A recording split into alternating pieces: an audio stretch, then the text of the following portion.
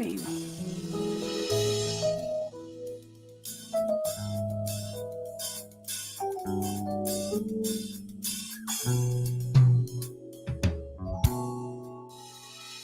and errors make us strong if we learn how to just move on and not give in.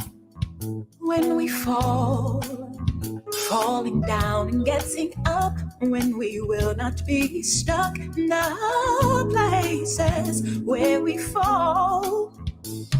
We must see that there's so much to be. Keep on living through the trials we will see.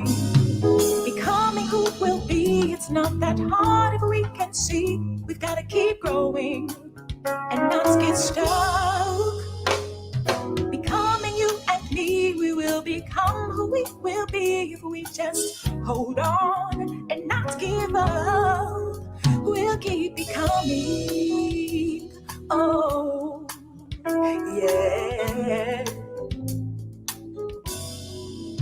When we fall down, we must get up. We cannot get stuck in no rut, for then we'll see it's really not that bad. Many times we find ourselves caught up in all kinds of mess, and that's the plan that we'll give up. Oh, but we must see that there's so much to be. Keep on living through the trials we will see. Becoming who we'll be, it's not that hard if we can see. We've got to keep growing and not get stuck. Becoming you and me, we will become who we will be if we just hold on and not give up. Becoming who we'll be, it's not that hard if we can see. We gotta keep growing and not get stuck. Becoming you and me, we will become who we will be if we just hold on and not give up. We'll keep becoming, oh, becoming. We'll keep becoming, oh, becoming.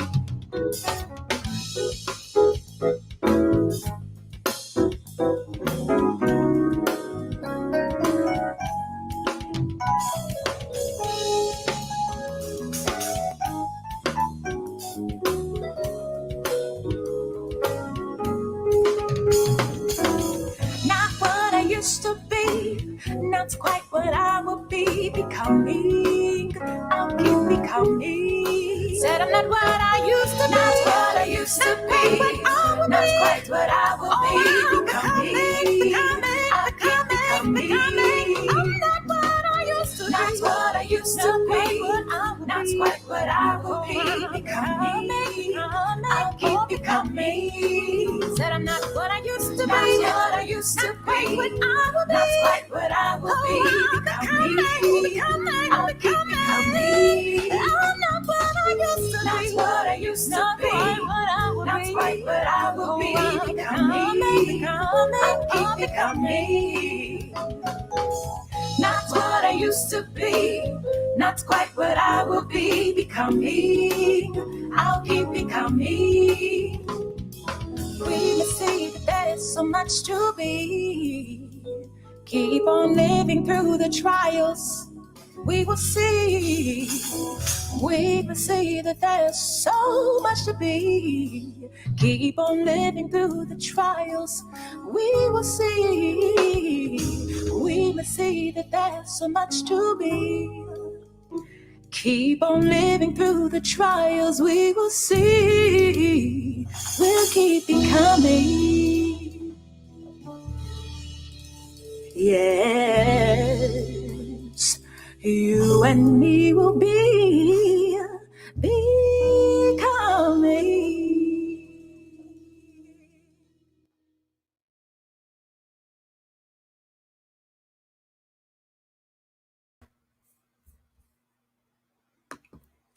Great, wonderful evening to each and every one of you. And thank you so much for joining with us tonight here on Soul Situations, here at Good to the Soul. I am your host, the Reverend Shonda Nicole Gladden. And every month on the 15th at 8:15 p.m., we meet right here. So however you're watching us, whether you're on the Good to the Soul Facebook page, if you're on my personal Facebook page, if you're over on YouTube, however you are joining with us tonight, we're grateful. There's so many places and things that you could be doing tonight, but I am grateful that you have chosen to make this part of your Thursday evening. And so tonight's conversation is one that I am extremely excited to be able to convene. I know that this is a sensitive and a perhaps even difficult subject to have a conversation around in such a public space. And so we want to be very intentional to frame the conversation. Black Maternal Health Week takes place every year from April 11th to the 17th. And April is also Abortion Recovery Awareness Month. As the CEO of Good to the Soul, I am proud to say that my company, our small staff, we engage in amazing community engaged research support work. And our work thus far has afforded us opportunities to connect congregations to resources, to support their creative ministry, especially to mothers recovering from medical disparities in Black maternal health. In Indianapolis, where Good to the Soul is based, Reverend Lenore G. Williams and the members of St. John African Methodist Episcopal Church is one such congregation that is trying to make inroads on how congregations support and address disparities in access to quality care for poor and dispossessed mothers. I personally have been pleased to support and witness the work of Reverend Stacey Edwards Dunn in Chicago, Illinois. She's the author of Hold On to Hope, Stories of Black Women's Fertility, Faith, and Fight to Become Mothers. And her work to educate and improve Black women's access to fertility solutions is groundbreaking. And of course, I wouldn't dare speak a word about Black maternal health in Indiana without speaking the name of Dr. Bronson Tucker Edmonds, the Assistant Dean for Diversity Affairs at the Indiana University School of Medicine. She is nationally and internationally recognized for her work in disparities, shared decision making, as well as addressing mom and infant mortality. There are myriad ways that Black maternal health is being addressed and discussed in 2021. However, tonight's Soul Situations conversation, it's featuring a dialogue with Miss Jordan Tobias, also known as the Avenue Doula. Her work as a reproductive justice advocate in Washington, D.C., has been featured in national news outlets, and it is helping people reimagine the many options that women have in maternal health choices. Jordan is an abortion doula, and tonight we want to talk about the ways that abortion fits into this reproductive justice conversation. And so, however you come to this conversation, here at Good to the Soul, Good to the Spirit of Universal Liberation, we are steeped in womanist methodologies and womanist praxis. And so we invite you to be present to this conversation, whether you agree with abortion or you disagree, or if you're not even sure how you feel. But how you come to the conversation is what is most important to us. And we ask that you be respectful of differences of opinions, that you be open to even having your opinion on the matter stretched, so that we can honor the gift of Miss Jordan Tobias, as well as the courage that she displays as she journeys and works with women all across the spectrum of their reproductive justice choices. And so we want you to share this broadcast with others and get ready for a conversation that touches the soul. To get us there, though, we are going to begin with an intentional sharing of how to talk specifically about this understanding of what it means to consider reproductive justice. And so don't go away. We'll be right back in just a moment with Miss Jordan Tobias.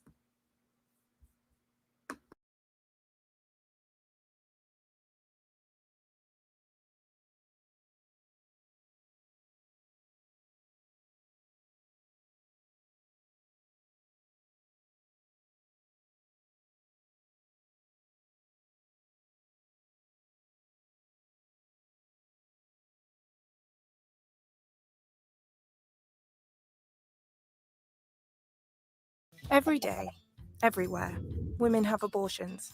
In fact, it's thought that 1 in 4 pregnancies end in abortion. But despite this, the messaging around abortion is often inaccurate and stigmatizing. Abortion stigma is the negative portrayal of people who seek, provide, or support abortion. It stops people getting the help they need and is behind the laws that lead to unsafe abortions. So how do we avoid spreading myths and stigma in our own resources and the information we share?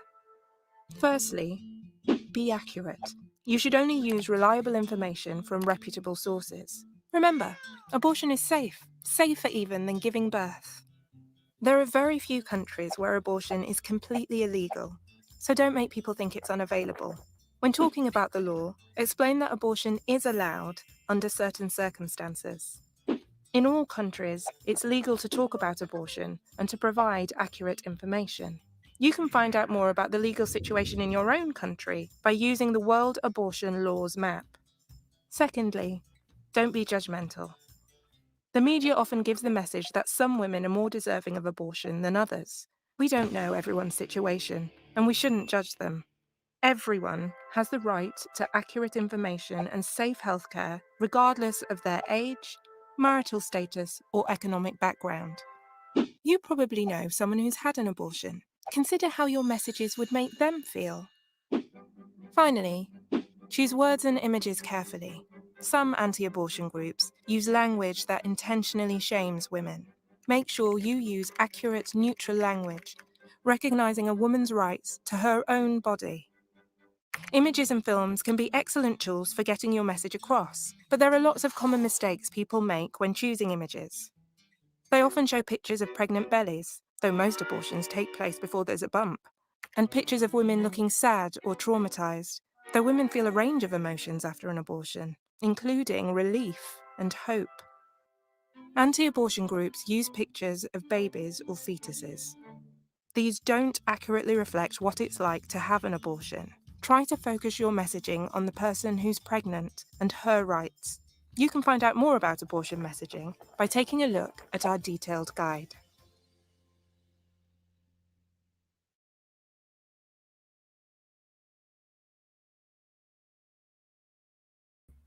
And so, friends, I hope that you enjoyed that brief video, if you will, that talks about how to talk about abortions. Tonight's guest we had in the studio, and I am hopeful that I will see her back in the studio in just a moment. Tonight's guest is scheduled to be Jordan Tobias. She is a Black woman passionate about leveraging digital media to impact maternal health, mental health, and reproductive freedoms. Tobias is the founder of the Avenue Doula, an advocacy platform and reproductive justice platform. She also has a newsletter centering healing, spirituality, and community. Through the Avenue Doula, Tobias provides full spectrum doula support through online education, virtual meetings, workshops and events, and pregnancy supplies through donations from newsletter subscribers, community members, and businesses to offer participants support at affordable rates. Tobias began her doula practice on social media and in Washington, D.C., volunteering as a community doula and maternal health events coordinator for Hands Up Outreach Ministry.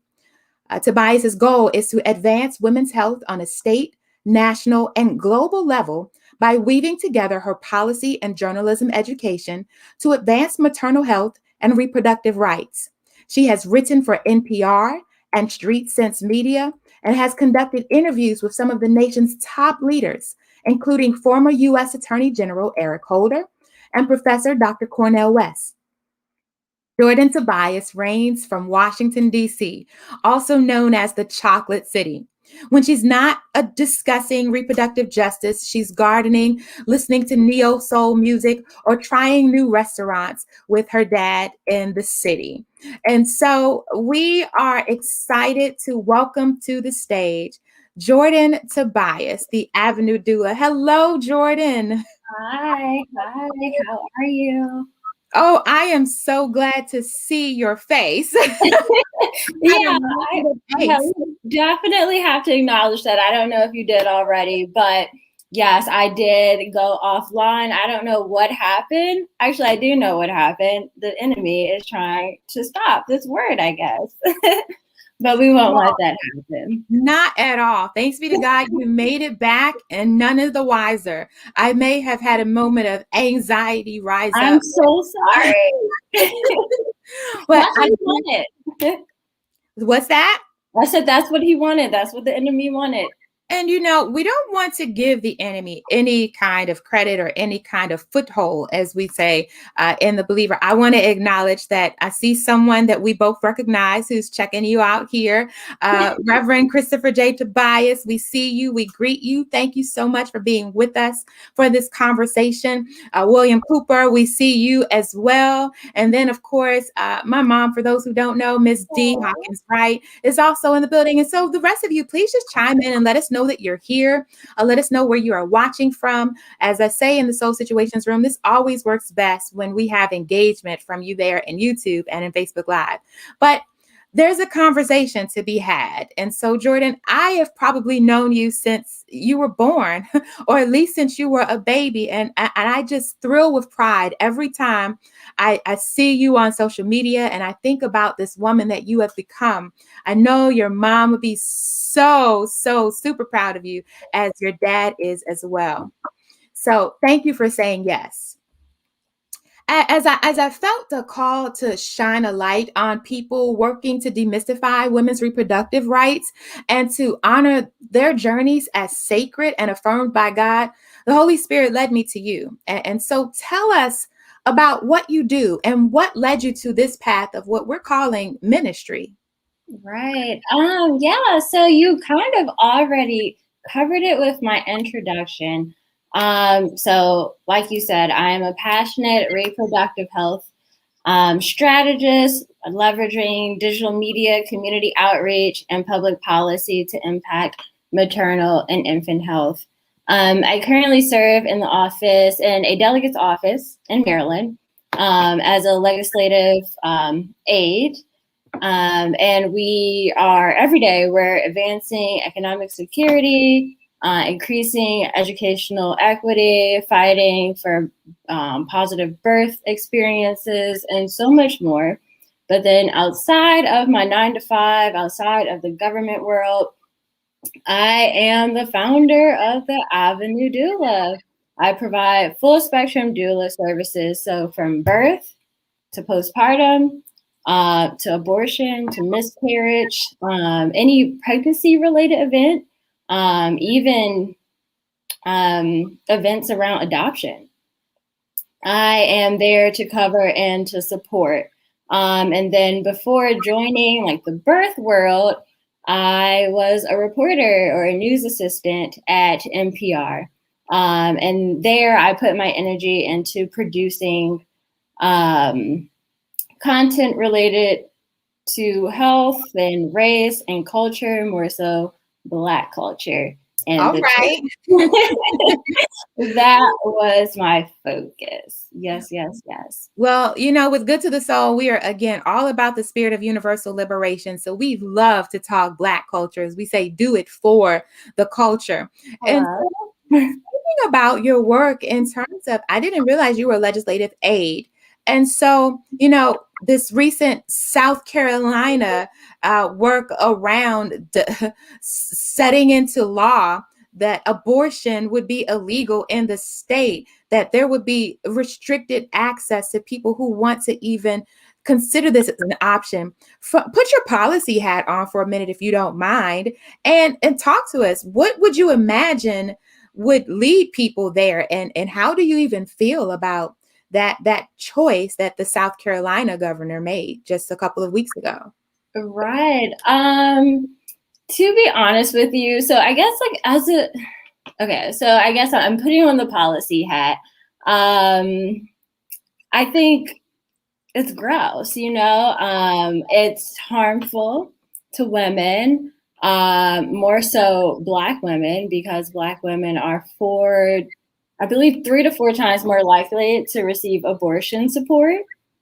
And then also the LGBTQ community is more likely to receive the support as well. So I believe, they are accomplishing their goal and attacking certain communities. So I guess it's a victory for them. But I mean, we can't let that piece of legislation get us down. We keep moving.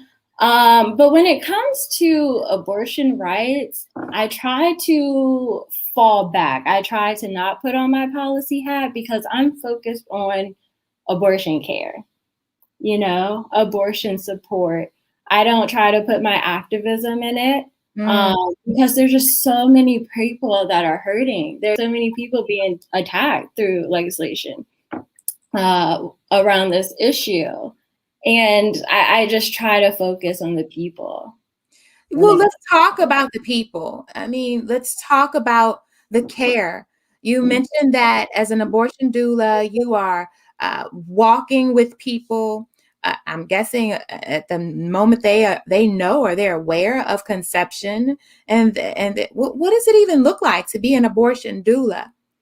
Man, oh my gosh! So I mean, it can look different depending on people's cases. So an abortion doula is someone who provides emotional, physical, and educational support. Support before an abortion, during an abortion, after an abortion. It means coming up with care plans, answering questions, creating recipes and providing food, providing comfort measures. I guess with certain abortions, especially with the medical abortion, abortion by the pill, there's a little bit more pain involved, cramping. So comfort measures are definitely needed, but with COVID, many abortion doulas aren't able to be with their clients in person. So they're providing virtual support. They've had to shift. They aren't able to go to the clinics anymore.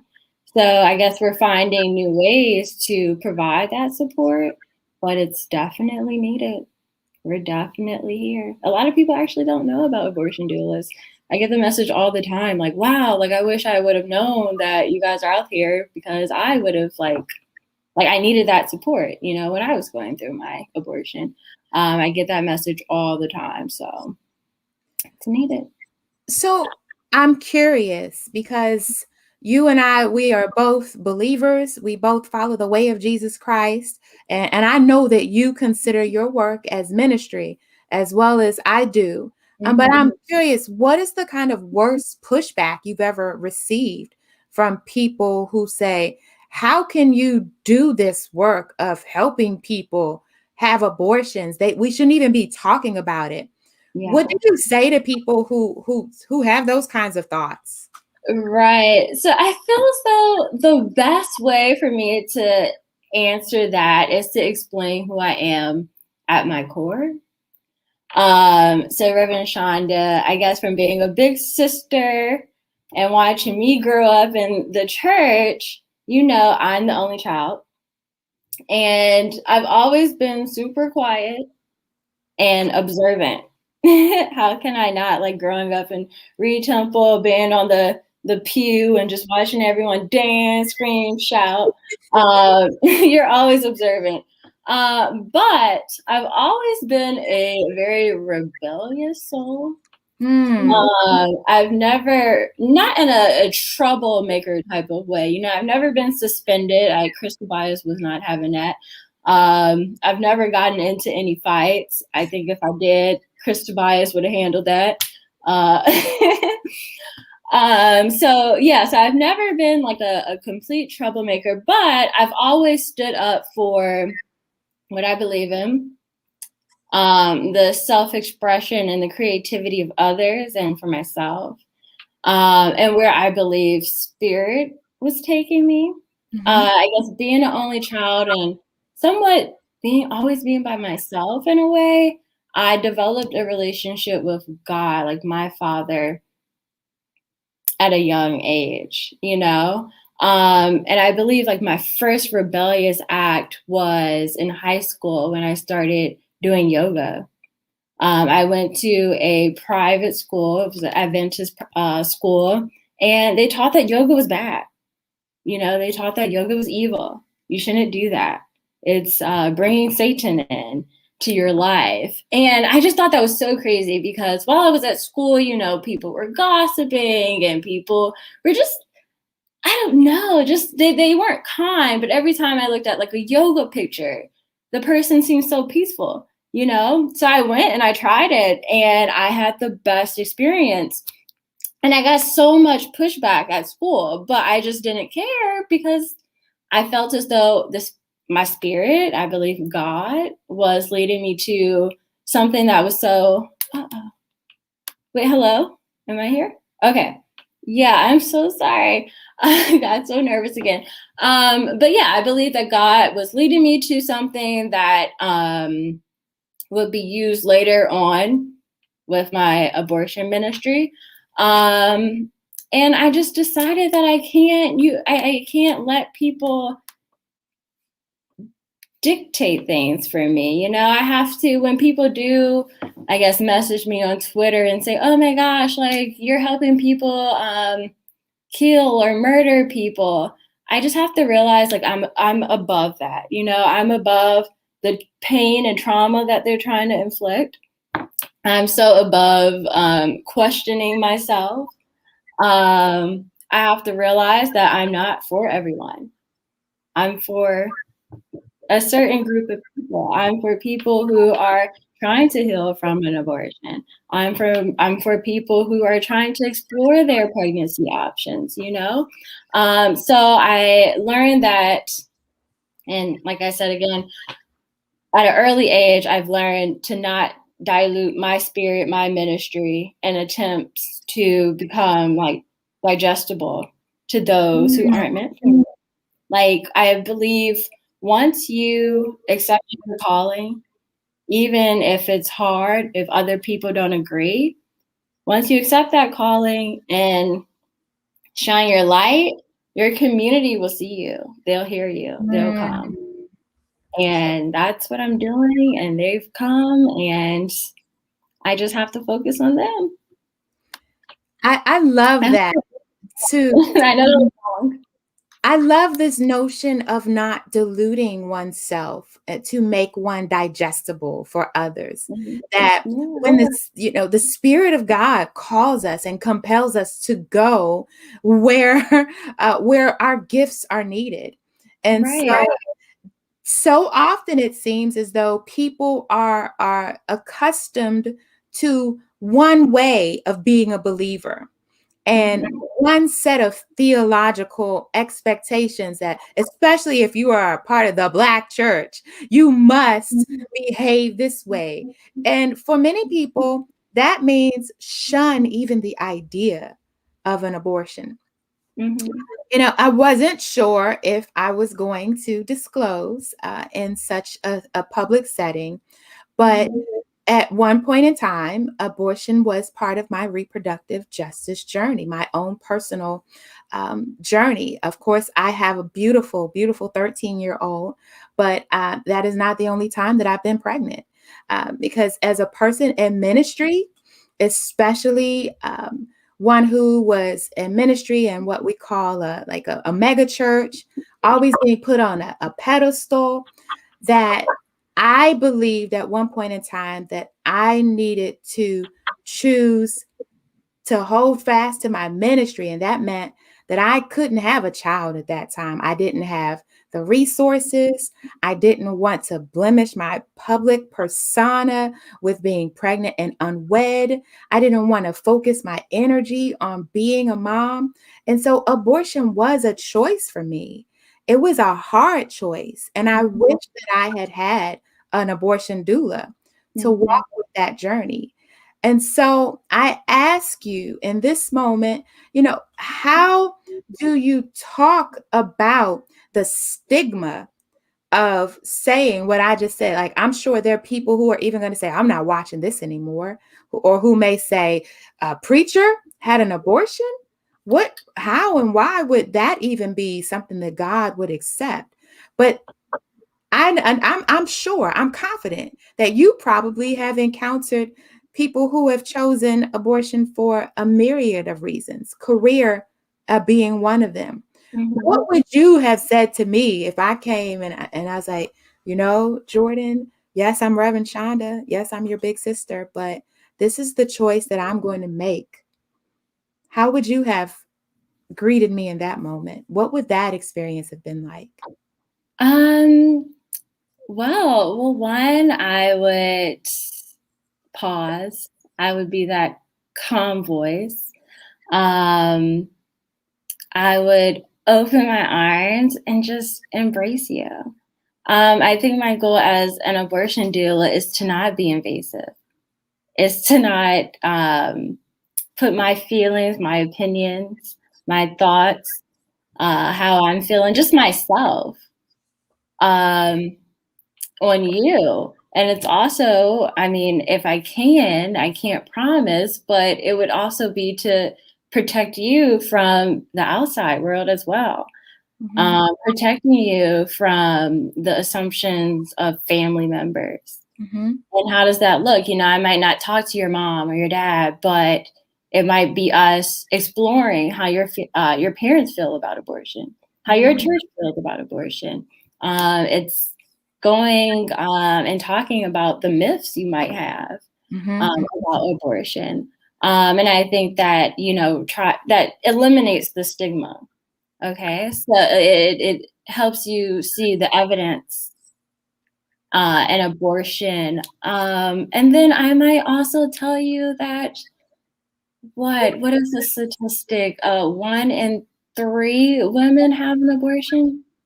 Yeah, so the research says that actually as you said, 1 in 3 before the age of 45, that there will be 1 in 3 in some countries, 1 in 5 in other countries, 1 in 10 in those that are very restrictive in their abilities to access abortions. Mm-hmm. That before the age of 45, that abortion will be a choice that people choose for how they manage their reproductive health. Now, of course, and there may be some stigma associated with it, but this abortion is not birth control, right?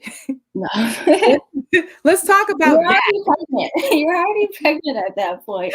It's not birth control, even though I guess some people do try to use it as, a form of birth control.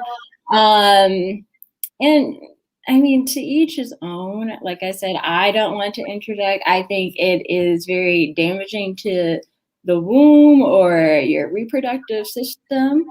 But I don't want to speak on that too much, because I know people who've had more than 2 abortions, more than 5 abortions. And I definitely don't want to cause trauma with my words right now. So it happens, but hopefully a person will learn and see that might not be the best method. Well, so there's some questions. What are some of the reasons people need abortions? So like you said, you mentioned one. Some people might wake up and say, hey, I don't want to carry on with this pregnancy. Some people might be in school. Some people might be experiencing domestic violence with their partner and they're trying to get away from them.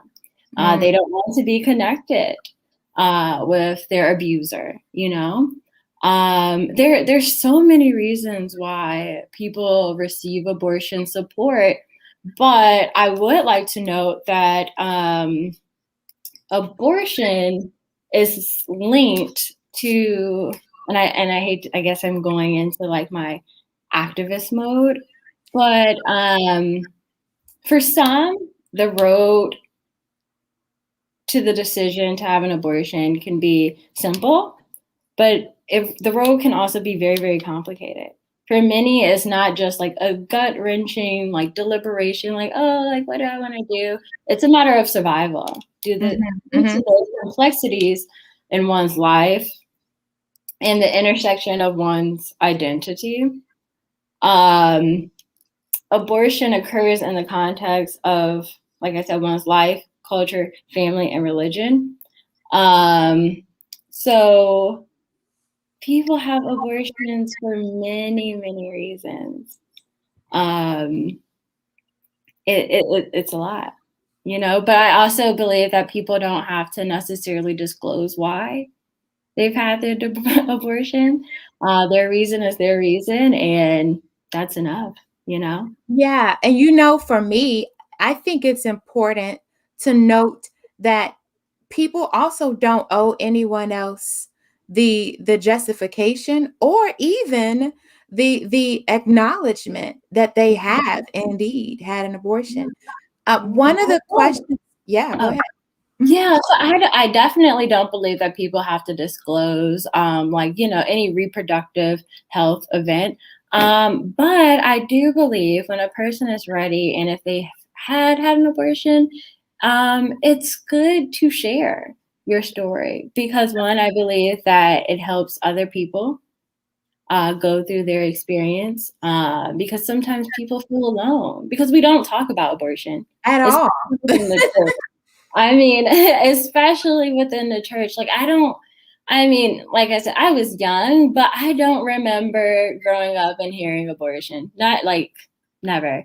I grew up in the church and I've been in debutante classes. I've been in youth ministries. I've done it all. And I don't remember about hearing about abortion. So I think if we talk about it a little bit more, it would just decrease stigma around the issue. Mm-hmm.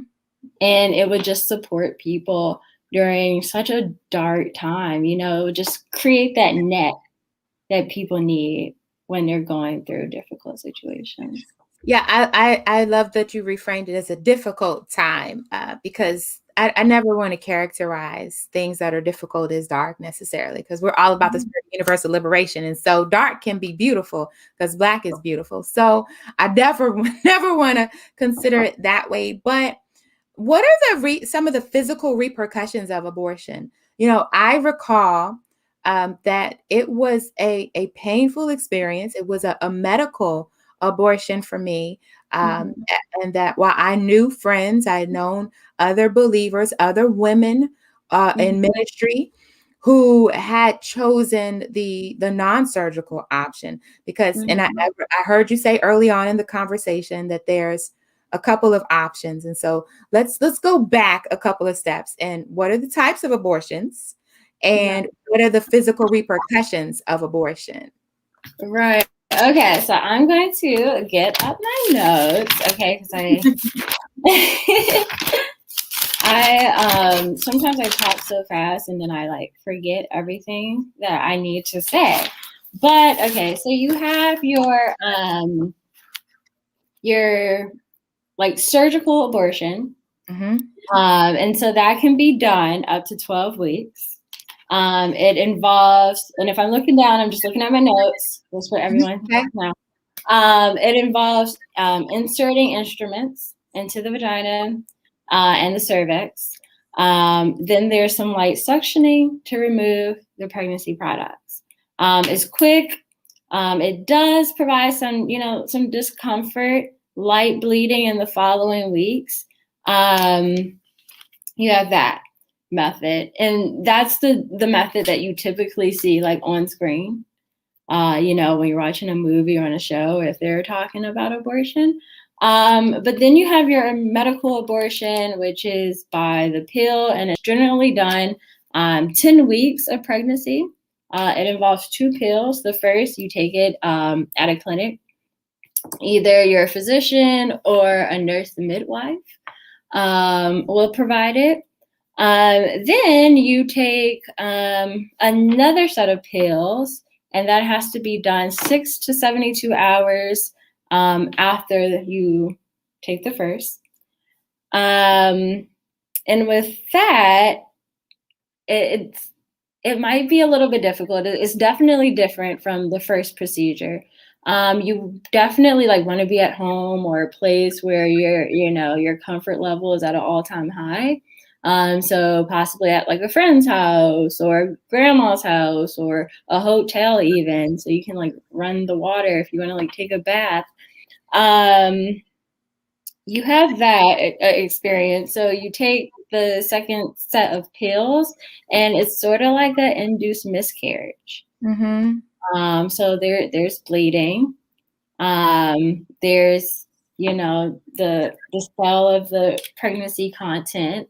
When I do talk to people who are thinking about abortion, I definitely try to provide resources that provide more detail about the medical abortion, simply because if it's done in a rush or if you're not prepared, it can be very traumatizing, because it's just so much. And, some blood might make people uncomfortable seeing the pregnancy, feeling as if you're actually going in labor, feeling the push. It might be a lot for people. Especially if you're not prepared and if you don't have your towel and you don't have your ibuprofen on hand, if you just don't have that person to provide help. So yeah, it might be some discomfort, but we have abortion doulas. And then also, if you don't have an abortion doula, I mean, I guess it's important to have like a friend or a family member there. And I think if a person, whoever's hearing this, they're watching tonight, and if someone does confront you and say, hey, I think I want to do this and I want your help, it's definitely important for that support person to do their research and how to help and support the person in a way that's just like non-invasive. Mm-hmm. Because I just believe that will like make or break a person's experience between a traumatizing abortion and just like one that a person can get out of emotionally and like mentally like secure and sound. Yeah. It was so important for me to have, as you say, of course, a network of support. My partner at the time was very supportive, and this was a choice that we made together. And so there's a question here around, do you see couples making this decision or just women alone or just the pregnant one? What has been your experience? Yeah, so it's funny. It's not funny. I just say that, but the first time I went to the abortion clinic was I typically is done alone. I've only seen one person with their partner, and the partner was struggling more than the pregnant person. And at that time, I felt like, oh my gosh, like the pregnant person, might need more, more security and support. I definitely feel for him. Men go through abortion grief as well. But typically it's just the pregnant person. I think earlier I said women, and I'm so sorry, because women aren't the only people That's who correct. receive We abortion. need to reframe our language. That's right. Thank you so much for that. Yeah, so if I do say women, it's simply because it just slipped out, but I do acknowledge that birthing persons, trans men can be pregnant. Be pregnant. Yes, and I know a lot of people feel some type of way about that. I've had people tell me like, "Oh, I'm just going to hell for supporting a trans person." So Through that's such a future conversation. We won't get in that tonight. yes, we won't get into that. I know that's a lot. No, it's not. We believe in the spirit of universal liberation. And so all bodies are bodies that God honors and loves and affirms, especially also trans bodies. So Yes, but that's not tonight's conversation. no. But yeah, I think what was I saying? So yeah, normally a person is doing it alone. typically the birthing person.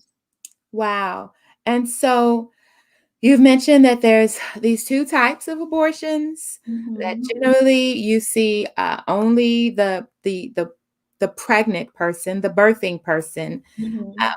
So, and you also touched just a hair on the partner who is not the birthing person, who may also experience abortion grief. So, what might you say for two people who are triggered by tonight's conversation, or for those who are confronted by post-abortion grief? Yeah.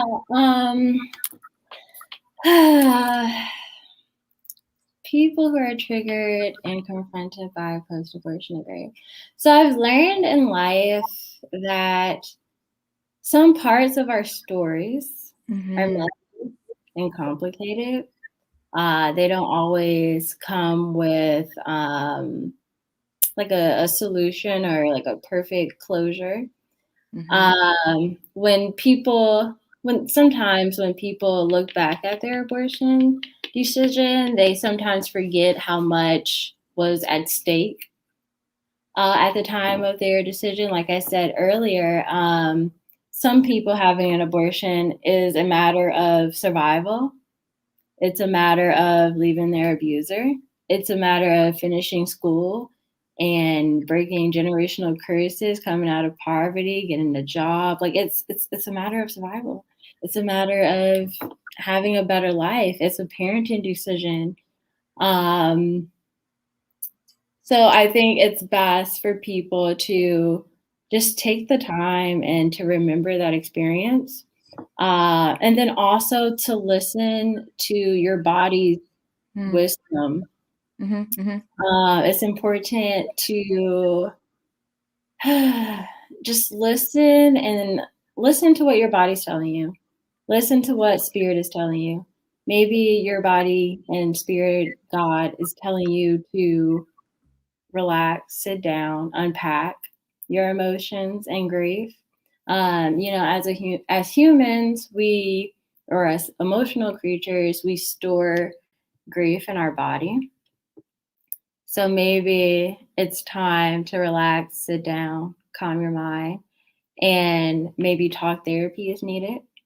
I believe talk therapy is a way in which we're able to allow sound to create space in the body because you're releasing all of your emotions and your grief.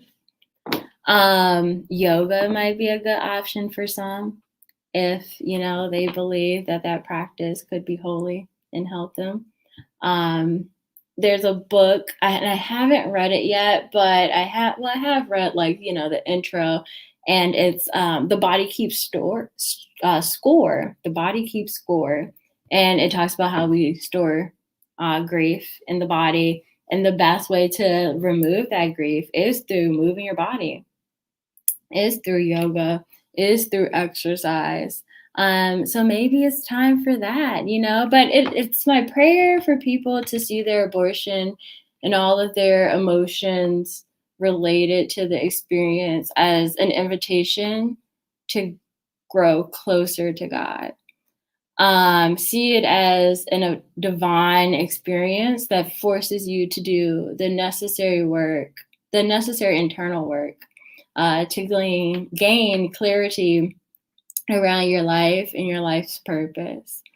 I think when you shape it in that way, when you shape it as a way in which there's a spiritual awakening or, just a way to grow closer to God, I think people are able to see their abortion in a way of, just appreciation and gratitude and humility and care for self. And I think once you do, reshape your abortion experience, you're able to see that in life and all of its, good and its bad and all of its ugly ways, it's ultimately beautiful as well. But I guess it's just that reshaping and what you do with your painful times and experiences. I hope that answers the question. Yeah. And so the book you mentioned is The Body Keeps the Score, Brain, Mhm. Mind, and Body and the Healing of Trauma. Is that by Mhm. Bessel van der Kolk? Is that Yes. okay? So, and some others are saying great book. And I too affirm that, again, just a cursory read of it, that is indeed a great book. And Right. one of our earlier guests on a previous Soul Situations also recommended it. So thank you so much for that. I deeply appreciate how you seem to be so consistently in tune with the ways that spirit calls to us and compels us or holds space for us to be healed when we shut out the kind of external noises that would say that these choices that you are confronted with are outside of the will of God for your life, and that even an abortion is something that can be used of God for a good work, if we honor God in that conversation. And some would say, "No, preacher, you're going to hell. How could you even say that?" That I want to hear from you. Mhm. What is the most fulfilling part of your work in light of this thought that God can use even an abortion? Mhm. So the most fulfilling part. So I think it's honestly just serving the individuals who I know I'm like destined to serve. Mm, Doula work shows me that God's presence is in all people and situations. Doula work is my love made visible for people, especially those who are feeling so many emotions around their experience. I think the reason why I'm drawn to abortion support, um, more so post abortion support, it's because it allows me to hold space for someone's healing.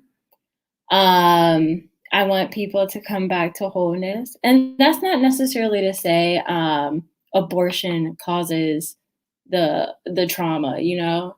The surgical like procedure doesn't necessarily cause the trauma. The medical abortion doesn't necessarily cause the trauma or heartbreak or any feeling that you might feel during that time. But having an abortion during complex life situations is not uncommon. Like we talked about, sometimes it's a matter of survival, sometimes it's getting away from your abuser. Um, so I guess the most fulfilling part is helping a client rest. It's distracting my clients when appropriate. It's helping them breathe. It's providing recipes for that. I like to call it like the little postpartum period, especially for those who've had like the medical abortion, because there is a push, you know, there is um, the pregnancy content coming out. It does feel like you're going into labor. So I guess providing those heating pads and giving comforting touch and affirmations is really the most fulfilling. Is the most fulfilling part. It's just being there, providing non-judgmental and compassionate support. mm, It's asserting the importance of autonomy and validating their my client's decision as the best decision maker, not your mother, not your grandma, not your mm, pastor, but you. Um, and like I said, abortion support can make the difference between a traumatizing experience and something someone can bounce back from. And just knowing that I can be that person that helps uplift someone um, is the best part. mm. Yeah. Well, Jordan, tonight you have uplifted me. I see the comments in chat in the comment section, and others are really, really resonating with what you have shared tonight. And so I want to thank you for your time.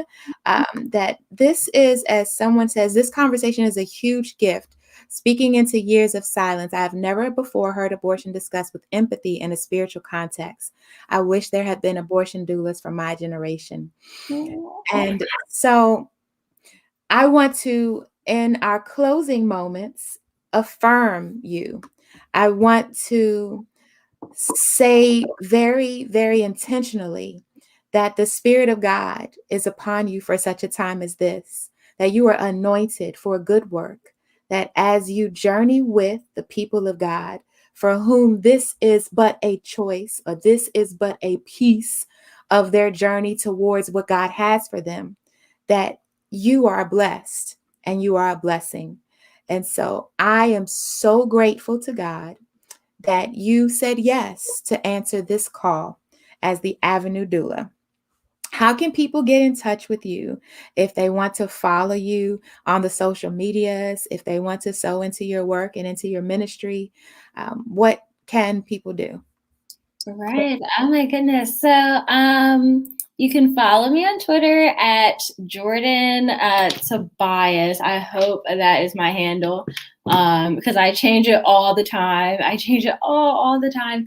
But I believe that's my handle at Jordan Tobias, or you can just Google, or not Google, but search on Twitter, the Avenue Doula, and I should definitely pop up. You can actually put abortion doula and I'll pop up on Twitter as well.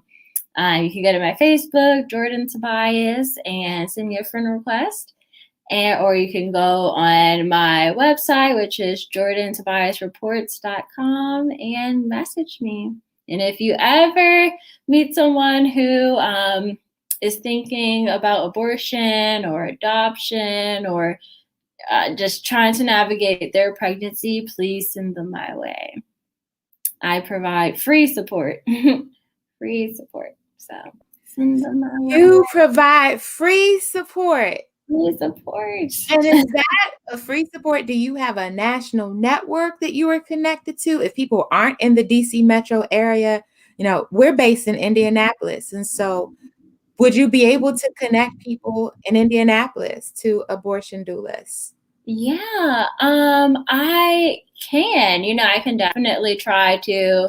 I haven't gotten that request yet, but I would, if someone were to approach me, I would try to find, the abortion doula, abortion clinics. I would do my own vetting, but now I guess, like I said, because of COVID, everything has shifted virtually. So even if a person isn't even in the States, I can still support them because there's Zoom and the internet, hopefully. I know that, internet is not a utility, but it's a luxury. So not many people have it. But I definitely can support, even if it's just via the phone. What I am hearing in the spirit, and what I would love to be able to do is I'd love for Good to the Soul to have a national network, if you will, of abortion doulas, that we host a resource for people who are interested in this journey and taking this journey with people who have been vetted. And so if you're game, I'd like our team to start having that conversation with you to say, what does it take to develop a resource for a national network for abortion doulas? Yeah, let's do it. Let's do it. Amazing. Well, friends, if you are interested in supporting such an effort as we think through working together, of course, as we said, you can follow Jordan Tobias on Twitter. You can search for the Avenue Doula, Jordan C. Tobias, the Avenue Doula, in all of the places. As always, here with Good to the Soul, you can support by visiting www.goodtothesoul.com/invest, and you can pour into this ministry so that we can be a blessing. We will be a blessing to you, Jordan, if you have provided us with your necessary information. Once the night is out, we will certainly bless you. And so we want to encourage you in all of the ways. If you love this conversation and you think this is important and you'd like to continue to help it to come to pass, please, please, please visit www.goodtothesoul.com. Shoot us a cash app, all of the ways that you can support this work. But, I just want to again say once again, Jordan, thank you so, so much. The people are showing you love. The people are saying you have a great spirit. We are so grateful for you. And of course, we will certainly be in touch as the days go on. Yes. And thank you for having me. I was so nervous at first. Normally when you talk about abortion, it's just people come out the woodworks, especially the far right. So like, how did you even find out about this event? So I was so nervous, but I am grateful and I'm honored and I'm glad we were able to have this conversation, especially since, we're both a part of the church. And like many people have said, it's just a topic that's ignored, but it's a conversation that we need to have. And thank you so much. Thank you so, so much. We are going to head on out for the night. And so we'll see you.